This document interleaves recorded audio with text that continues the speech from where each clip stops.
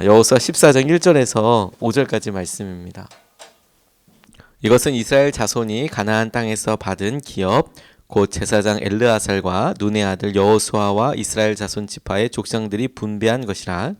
여호와께서 모세에게 명령하신 대로 그들의 기업을 제비 뽑아 9지파와 반 지파에게 주었으니 이는 두 지파와 반 지파의 기업은 모세가 요단 저쪽에서 주었으며 레위 자손에게는 그들 가운데에서 기업을 주지 아니하였으니 이는 요셉의 자손이 므낫세와 에브라임의 두 지파가 되었음이라.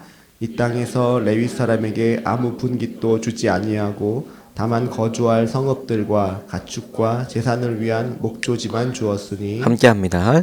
이스라엘 자손이 여호와께서 모세에게 명령하신 것과 같이 행하여 그 땅을 나누었더라. 아멘. 하나님 말씀입니다. 하나님께서 이번 한 주 동안에는 함께 하심을 믿어라 라는 제목으로 우리에게 도전하신다고 생각하게 되었습니다. 구체적으로 우리가 땅을 분배하고 하나님께서 우리에게 주시는 것들을 우리가 약속으로 붙잡을 때 우리가 얼마만큼 믿는가, 하나님께서 우리 가운데 함께 하셔서 우리로 어떻게 고백하게 하시고 어떤 삶의 은혜들을 누리게 하여 주시는가에 집중해서 말씀을 좀 나누려고 합니다. 14장서부터는 땅을 분배하는 이야기들이 쭉 나오게 되는데 다소 딱딱하게 보일 수도 있고 그리고 행정적인 여러 일들이 나와 있는 것 같지만 하나님께서 그 가운데에서도 이스라엘 백성들을 기본적으로 다스리시고 그 땅을 통하여 축복하시는 원리들이 나오게 됩니다. 오늘 본문 말씀에서 간단하게 나와 있는 5절이지만 하나님께서 땅을 분배하셨던 원칙들이 나와 있습니다. 그 중에서도 보면 이미 르우벤 지파, 갓 지파, 므낫세의 반 지파, 므낫세의 한 지파를 반을 나눠서 반쪽은 요단 동편에서 모세가 이미 이스라엘 백성들에게 땅을 분배하였고 이 서편에서는 나머지 9개 지파와 남아있는 므낫세의 반 지파를 땅을 분배해서 나눠주는데 원칙이 무엇이었냐면 제비를 뽑아서 나눠주는 것이었습니다. 땅이야말로 우리가 같이 생각을 해보면 아파트를 똑같은 모습으로 다 짓는다고 해도 그 안에 되어 있는 공사가 다르고 옵션이 다를 때가 있지 않습니까? 그래서 똑같은 가격에 우리가 이걸 얻었는데 저기를 했었으면 더 좋았을 텐데 저기로 잘 아다리가 맞았으면 좋았을 텐데 라고 싶을 만큼 땅에 대해서 생각해 보면 어느 사람이 갖고 있는 저 땅, 어느 지파가 갖고 있는 저 지역이 훨씬 좋을 수 있겠다. 우리가 저기 있었으면 사람 숫자나 이런 데 있어서 훨씬 좋을 수 있겠다라는 생각을 할 수 있을 텐데 하나님은 그것을 제비라는 방법을 통해서 뽑게 하여 주신 것이죠. 하나님께서 직접 땅을 나눠 주신다라는 것에 대해서 강조하신 부분이라고 생각이 듭니다. 그런데 그렇게 그럼 땅을 이렇게 분배받는다라는 것은 다음에 기회가 되면 말씀으로 나눠볼 수 있겠지만 오늘은 그 중에서도 완전히 그러면 다 이렇게 나눠준 게 아니라 제비를 뽑은 것이 아니라 두 가지 또 예외가 있어요. 하나가 뭐냐면 레위 지파, 하나가 뭐냐면 므낫세와 그럼 에브라임 지파가 다르다는 거예요. 그걸 통해서 어떻게 우리에게 도전하신다 적용해보나 하다 보니까 하나님께서 특별히 레위 지파에 대해서 이런 마음을 주셨습니다. 하나님이 레위 지파에는 땅을 주시지 않았는데 이것이 하나님께서 레위 사람들의 축복이시기 때문이다 라고 적용하게 됐어요. 오늘 본문 3절 4절 말씀을 보면 레위 자손에게는 그들 가운데서 기업을 주지 아니하였으니 레위 사람에게 아무 분깃도 주지 아니하고 다만 거주할 성읍들과 가축과 재산을 위한 목초지만 주었으니 라고 나와 있습니다. 이미 여러 차례 여호수아서에서 레위 사람들에게는 아무것도 주지 않았다 이런 이야기가 나옵니다. 우리가 땅을 분배할 때 모습을 잠깐 다시 한번 상기해 보면 지파들에게 어느 영역을 영토처럼 주었습니다. 어디서부터 어디까지는 어느 땅, 어느 지파가 다스려라. 그러면 마치 우리나라에 여러 지방 분권적인 지자체가 있는 것처럼 그렇게 그 지파 수장들이 다스리고 거기에 또 여러 어떤 조직들이 하이라키가 생기게 되는 거였거든요. 근데 레위 사람들에게 그게 없다라고 이야기하는 것을 생각해 보면 어떻게 레위 사람들에게 다가가느냐? 마땅히 다른 사람들이 다 받을 것들이 자기에겐 없어지게 되는 것이죠. 이들이 목초지를 받고 그들이 거주할 수 있는 성읍을 함께 받았다라는 것은 무엇이냐면 거기에 자기들이 세를 불리고 자기들 어떤 자치권을 가지고 군사력을 키운다든지 뭐 어떤 일을 할 수 있는 다른 사람들한테는 다 있지 않습니까? 그런데 왜 저한테는 없습니까? 싶을 만한 일들이 레위 사람들에게 축복처럼 주어지게 된 것이죠. 그리고 하나님께서 말씀하시면서 너희들의 기업은 내가 될 것이다. 내가 너희들을 책임져 주고 내가 다른 사람들이 똑같이 누릴 수 있는 은혜를 내가 대신하여 채워주시겠다라고 약속해 주시는 거예요. 그런데 하나님께서 이런 기도 제목들을 놓고 보면 저희들에도 이런 것들이 있다는 생각을 하게 됐어요. 우리가 간절히 기도하는 기도 제목들을 보면 사람들한테는 다 있는 거예요. 다른 사람들은 다 행복해 보이고 다른 사람들은 다 기본적으로 있는 것 같은데 왜 우리 집에는 이런 게 없나? 뭐 엄청난 축복을 바라는 것도 아니고 일반적인 거라고 생각을 하는데 왜 우리 집에는 그게 없나? 그런 생각이 저는 말씀을 적용하면서 제게 들더라고요. 하나님, 우리에게 자녀들이 건강하고 하나님, 우리가 이런 정도의 직장 생활을 하고 우리가 지금 재벌되게 해달라고 기도하는 게 아니라 그냥 생활을 영위할 수 있게 해달라고 기도하는 것이고 모든 사람들이 뭐 더 엄청나게 이렇게 해달라는 게 아니라 하나님 기본적인 거 우리에게 허락해 달라고 하는데 하나님 왜 이러실까요? 라고 기도하는 그런 모습들을 하나님이 레위 지파를 통하여서 내가 너의 기업이 되기 때문에 라고 말씀하신다고 생각하게 됐어요. 하나님께서 광야에서 이미 이스라엘 백성들을 먹여주셨습니다. 농사 짓고 땅을 갖고 이런 모든 것을 하나님께서 어떻게 채워주시는지를 다 보여주셨죠. 그런데 하나님께서 레위 지파의 어떤 부분에 있어서는 너희들에게 그와 같은 은혜를 내가 계속 베풀어 주겠다, 함께 해주겠다라고 말씀하시는 거거든요. 그러면 이게 왜 그럴까 하는 생각을 해야 하지 않습니까? 하나님께서 당신의 말씀대로 살아갈 사람들이 이스라엘 모든 영역에 이스라엘 사람들이 살고 있는 삶의 구체적인 그런 부분들에 당신의 삶의 모델들이 들어가서 같이 살아야 할 필요를 느꼈기 때문에 분배해서 그리고 살게 하게 하신 것이죠. 한동대에 김영길 총장님이 뭐 이미 유명하신 분이지만 그분이 잘 나가던 그 카이스트에서의 교수 생활을 접고 내가 지방에 있는 당시에만 해도 그냥 지방의 신설 대학에 총장으로 가겠다. 이게 합리적인 결정이 아니었습니다. 그냥 카이스트라면 우리나라에서 굉장히 좋은 대학으로 그냥 그곳에서 순탄하게 이렇게 과학자로서의 삶을 살아가면 모든 사람들이 바라던 거거든요. 좋은 대학에서 국립대학에서 내가 공부 열심히 해서 어떤 학문적인 성과를 내고 그걸로 평가를 받고 그렇게 살아가는 게 나쁜 것도 아니고 오히려 많은 사람들이 바라는 거잖아요. 그렇게 해서 미국에서 공부하고 온 건데 하나님께서 특별한 부르심을 기도 가운데 주신다고 깨달은 것이죠. 그래서 지방의 신설 한동대학교라는 대학을 어떻게 될지도 모르는데 총장으로 부임을 하셨습니다. 그런데 갈대상자를 보면 그분 사모님이 쓰신 책을 보면 이게 완전 엄청난 고난의 길인 거예요. 힘든 길, 아픈 길. 이게 뭐 하나 싶을 정도로 본인은 과학자로 부르심 받았는데 실제로 총장을 하다 보니까 감옥에 들어가야 될 일도 생기고 억울하게 자기가 하지 않은 일에 대해서 책임을 져야 하고 뭐 학문에 대해서 당신이 그렇게 발표했으니 이게 뭐요? 뭐 변론해 보시오 뭐 이런 거라 그러면 얼마든지 해완대로 가고 있겠는데 그게 아니라 전체적인 걸 책임져야 되고 하니까 완전 고난의 길을 가게 되죠. 광야의 길을 가게 됩니다. 그런데 하나님께서 그 가운데 이 분들을 통해서 한동대학교라는 좋은 대학교를 세우실 뿐만 아니라 하나님께서 믿는 사람들, 믿음의 학교 그걸 통해서 우리에게 중요한 모델, 중요한 기준들을 주신다는 걸 알게 됐어요. 다른 사람들에게 다 필요한 거 다 있다고 생각하는 것을 우리로 그것으로 기도하게 하시고 하나님을 의지하게 하실 때에 하나님께서 드러나시는 가장 놀라운 것은 무엇이냐면 하나님이 책임져 주시는 거, 하나님이 축복되어 주시는 것이 얼마나 놀라운 축복인가를 우리에게 알게 해주시는 거구나. 레위지파를 통해서 우리가 그렇게 붙잡을 수 있겠다고 생각하게 되었습니다. 두 번째로 땅을 분배하는 데 있어서 차이였던 것이자 우리에게 도전하시는 것이 무엇이냐면 에브라임과 문하세 지파에게 땅을 배분했던 것이에요. 4절 말씀에 보면 이는 요셉의 자손이 문하세와 에브라임의 두 지파가 되었습니다 라고 나와 있습니다. 얼핏 그냥 지나가면 그런가 보다 라고 생각하고 쉽지요. 그냥 지파가 되었나 보다 라고 생각하기 쉽지만 이스라엘에게 12아들이 있었습니다. 야곱이 이스라엘로 이름이 바뀌었죠. 12아들에게 하나님께서 땅을 분배해 주시는 거예요.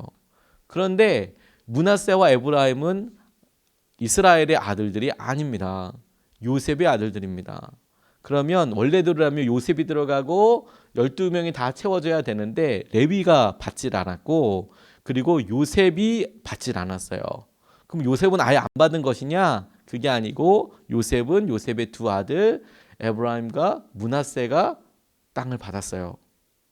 땅을 처음부터 12구획으로 12지역이 있어서 나눠서 이렇게 하는 거라 그러면 뭐 그렇지만 땅을 나눌 때 13개로 나누면 안 되고 15개로 나누면 안 됩니까? 다 나눌 수 있잖아요. 그런데 하나님께서 특별한 의도를 가지고 하신 것이구나 라고 생각하게 됐어요. 그 시작이 어디서부터 됐느냐? 창세기에 나와 있습니다. 48장 5절 6절 말씀 보면 내가 애굽에서 와서 내게 이르기를 전에 애굽에서 네가 낳은 두 아들 에브라임과 문하세는 내 것이라. 루벤과 시므온처럼 내 것이 될 것이요. 6절 그들의 유산은 그들의 형의 이름으로 함께 받으리라 라고 이야기하고 있습니다. 이게 이스라엘 곧 야곱의 입을 통하여서 선포된 축복이었고 요셉이 아멘으로 받은 말씀이었고 이 말씀이 오늘 실제가 되어서 에브라임과 문하세가 기업을 받은 것이에요. 그럼 그런가 보다라고 생각하기 쉽지만 이 가운데 놀라운 믿음의 과정들이 있더라고요. 연단이 있더라고요. 당시에 이 땅을 믿음으로 분배받았을 때만 해도 이게 엄청난 믿음일 수밖에 없었던 이유가 무엇이냐면 애굽에서 요셉이 실권을 갖고 있었던 때라는 겁니다. 그가 총리 대신으로서 자기의 위로는 바로밖에 없을 때라고 생각이 되는 데예요. 그러니 돈으로 치고 명예로 치고 그가 할 수 있는 일로 치고 유산으로 물려줄 거라고 생각을 하면 아마 요셉보다도 후대에 물려줄 수 있는 게 많은 사람이 그렇게 많지 않았을 거예요. 애굽 땅을 다스리고 있는 사람이었으니까. 그런데 그의 아버지 이스라엘이 유산으로 남길 때 자기가 이때 축복해 줄 때가 되는데 지금 뭐라고 이야기하는 거냐면 너의 두 아들이 첫째고 둘째인데 애굽 땅에서 네가 갖고 있는 거 다 물려받을 수 있지 않습니까? 근데 뭐라고 얘기하냐면 그거 세상의 거 아니라 내 것으로 하나님이 내게 약속해 주신 약속을 너희 두 아들한테 주겠다라는 것이죠. 그럼 어떤 선택을 해야 하냐면 애굽에서 세상에서 줄 수 있는 가장 놀라운 돈과 부귀와 명예와 권력과 이런 것들보다도 멀리 400년 후에 이어지게 될 그게 무슨 땅인지 보지도 못한 하나님께서 약속해 주시고 어딘지도 모를 그 땅들이 이 아이들에게 더 좋은 축복인 것을 너는 믿느냐 라고 말씀하시는 것이죠. 너는 그게 정말 축복이라고 믿느냐. 사실 우리는 하나님 세상의 것도 좋아요. 괜찮습니다. 이렇게 얘기하고 싶잖아요. 애들한테 세상의 것도 필요합니다. 그거 없으면 힘들어요. 이렇게 얘기하고 싶어요. 근데 하나님께서는 우리에게 정말 그러하냐. 너희가 선택해야 한다면 세상에서 너희들이 열심으로 줄 수 있는 것보다 하나님께서 약속하여 주신 것이 더 놀라운 축복인 것을 믿고 그게 되겠느냐라고 이야기하시는 것이죠. 그리고 오늘 그 말씀이 그대로 이루어져서 에브라임과 문하세에게 이 땅이 분배되었다라는 거예요. 그러니 그냥 야곱의 형제들 입장에서는 자기 조카들이랑 같이 받는 것이죠. 배분이 조금 다른 것이죠. 그런데 똑같이 지파를 나누고 제비를 뽑아서 땅을 분배하는데 하나님께서는 그렇게 믿음으로 고백했던 것들을 기억하고 계시더라는 것이죠. 하나님이 레위처럼 하나님 세상 사람들 다 주시는 거 왜 우리에게 안 줘요? 라고 이야기할 때 여전히 우리 마음 가운데 불만이고 우리 마음속에 섭섭함일 수 있을 때 하나님께서 퍼뜩 생각나게 하신 게 뭐냐면 에브라임과 문하세를 기억해봐라. 세상에서 줄 수 있는 것보다 내가 너희들에게 약속해서 줄 수 있는 것들이 훨씬 낫다. 그게 이루어지는 것이 훨씬 낫고 실제가 되는 것을 경험할 수 있을 것이다 라고 이야기하시는 거라고 생각하게 됐어요. 그러고 보니까 여러분 우리들은 전부 다 레위처럼 그리고 에브라임과 문하세처럼 똑같은 부르심을 받은 사람들이라고요. 믿으라고요. 왜 그러냐면 우리는 이 땅에서의 삶이 다가 아니지 않습니까? 하나님 나라 가게 될 거 아닙니까? 그래서 하나님께서 하나님 이 땅에서도 우리가 열심으로 살고 우리에게 맡겨진 일, 우리에게 하나님께서 사명으로 주신 일들에 대해서 열심히 하지만 하나님 우리가 예수님을 믿는 것 때문에 우리에게 다른 세상 사람들에게 없는 것이 있다고 하더라도 불편하더라도 하나님 그것이 우리가 선택되고 우리가 하나님의 은혜를 통로가 돼야 될 모델이 돼야 될 사람이기 때문에 하나님 우리에게 있는 것을 우리가 믿습니다. 또한 하나님 이 땅에서 세상에서 예견하여 주고 세상에서 약속하여 주는 것보다 하나님께서 당신의 나라 천국에서 우리에게 예비해 주신 것들이 우리에게 더 놀라운 은혜이고 약속인 것을 우리가 믿습니다. 우리 자녀에게도 그렇습니다. 라고 생각하고 나아가는 것이죠. 우리에게 천국이 있기에 그리고 그 천국에서 우리에게 약속하여 주신 것들이 우리가 이 땅에서 누릴 수 있는 것과는 비교할 수 없이 좋은 것이기에 우리에게도 똑같이 에브라임과 므낫세처럼 하나님께서 땅을 주신 것이구나. 약속을 주신 것이구나. 그걸 우리가 붙잡고 나아가게 되는 것이구나. 라고 붙잡고 적용하게 됐어요. 오카는 목사님 생전에 설교를 이제 가끔 가다가 이렇게 다시 들어볼 때가 있거든요. 그럼 마음속에 이렇게 막 꽂아서 이야기하실 때가 있으세요. 사랑의 교회 오카는 목사님 오늘 돌아가셨죠. 근데 그분 설교 중에서 한 분이 등장을 하더라고요. 사랑의 교회 처음 개척하셨을 때 별로 크지 않고 그냥 조그맣게 삼각교회 이렇게 하고 있을 때 예배 때 어떤 낡은 한복 입은 분이 오셔서 예배를 참석하시더라는 거죠. 그리고 축도가 마칠 즈음이 되면 바로 사라지는 분. 예수님의 이름 축원하옵나이 당하면 나가시는 분. 그런 분들이 이렇게 한 분이 계셨대요. 되게 궁금하죠. 몇 주 동안 저분이 누군가. 왜냐하면 이거 내리면서 같이 뛰어갈 수는 없지 않습니까? 아멘 그러면 벌써 사라지니까 저분이 누군지 계속 궁금해서 신방을 가보려고 하고 당시만 해도 뭐 사랑교회가 어마무시하게 큰 건 아니었으니까 신방해야겠다고 생각을 하는데 이 아다리가 안 잡히는 거죠. 이수정이라는 분이셨습니다. 이분이 어려서 부모님이 이혼하시면서 초등학교도 제대로 나오지 못하신 그런 분이셨는데 어려서 아주 조혼을 하게 된 거예요. 장애인과. 그런데 그나마 거기서도 소박을 맞은 거예요. 그러니까 나는 이 삶이 이게 뭐 어떻게 없나 보다 싶어서 젊었을 때부터 식모살이를 한 겁니다. 그러니까 그때 당시만 해도 70년대니까 뭐 그냥 남의 집에 가서 식모살이를 그냥 한 거죠. 그러니까 자기 집이 없고 그냥 가정부로서 사는데 옷도 변변한 게 없는 거예요. 그래서 맨날 똑같은 한복, 작업복이죠. 그거 입으면서 당시에 그냥 편한 거 그냥 입고 이렇게 가는 거죠. 네, 그렇게 자기가 집에서 식모 일을 하고 있는데 우연히 라디오를 듣다가 라디오에서 옥 목사님 설교를 들은 거예요. 라디오에서 하나님의 말씀을 접한 거예요. 근데 그 말씀이 마음속에 새겨지더라는 거죠. 자기는 교회 한 번도 나가보지 않았는데 그러더니 그때 거기에 대해서 귀를 기울이게 되고 예수님을 만나게 되신 것이죠. 그래서 평소 때는 힘들지만 자기가 식모살이를 하고 있으니까 그러니까 새벽 예배 그러니까 예배 끝나면 바로 가야 되는 거예요. 그런데 그렇게 마침내 가니까 이분이 삶이 완전히 변화되게 되신 거예요. 옥 목사님 이렇게 이야기하셨습니다. 그때 그분이 이렇게 이제 등록하고 나서 교회 집사님이 되셨는데 이분이 헌금위원도 하시고 안내위원도 하신 거예요. 그런데 이렇게 이야기를 하셨습니다. 강남에서 나온 잘 사는 사람들을 피해 도망가는 성도들이 있었다는 거예요. 딱 있었을 때 너무 럭셔리한 분들이 막 오시니까 내가 이 교회는 다녀야 될 게 아닌가 보다 이렇게 생각하시는 분들이 계셨나 봐요. 근데 이수정 집사님은 흔들리지 않았습니다. 집사가 되고 헌금위원으로 봉사할 때도 그가 입고 있는 옷은 처음 교회에 나올 때 입었던 한복과 달라 보이지 않았습니다. 그는 기가 죽지 않았습니다. 행복하기만 한 앳된 소녀 같은 미소를 지으며 예배석을 돌면서 헌금위원으로 수고를 하는 그의 모습에서 어떤 범할 수 없는 위험 같은 것이 엿보이기도 했습니다. 그리고 이 집사님은 몸이 너무 약해서 얼마도 살지 못하시고 주님 품으로 가셨는데 3년 모은 100만 원 든 적금 통장을 건축헌금으로 드리고 가셨습니다. 너무 부족한 것이 많은 인생이었지만 부족하게 살지 않았습니다. 그 빈자리가 세상에서 구할 수 없는 가장 값진 것으로 채워져 있었기 때문입니다. 천국 소망이요.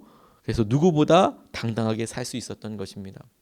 하나님께서 우리에게 므낫세와 에브라임 같은 부르심을 주셨더라고요. 천국에서 우리에게 그렇게 살아가고 되는 것이지. 그래서 오늘 땅 분배하는데 에브라임이 므낫세가 그렇게 은혜를 받았다라고 하면 하나님께서 원래는 받을 수 없지만 하나님이 그것을 믿음으로 이스라엘을 통하여서 요셉을 통하여서 받게 하시고 이렇게 하나님께서 축복이 우리에게 마침내 붙잡혀지는 날이 있게 되는 것이구나. 하나님 이것을 우리가 우리 삶에 그대로 이루어지게 되기를 원합니다. 이걸 놓고 기도해야겠다는 생각이 들었습니다. 하나님께서 우리에게 약속으로 이미 땅을 주셨어요. 하나님께서 우리에게 이미 약속으로 축복해 주셨습니다. 그런데 비교해 보는 거죠. 다른 사람한테 다 있는데 하나님 왜 저한테는 이런 부분이 없습니까? 우리를 레위처럼 하나님께서 세상 가운데 모델로 삼으시기 원하시기 때문입니다. 두 번째, 하나님 왜 이것이 조금 다릅니까? 라고 이야기할 때 므낫세와 에브라임 지파를 생각하는 것이죠. 하나님께서 우리에게 약속하시고 세상의 것들보다 하나님의 것으로 받는 것이 훨씬 낫다. 하나님 이것이 우리 가운데 그대로 약속의 유업으로 이어지게 하여 주시옵소서. 우리 이렇게 같이 좀 기도하고 싶습니다.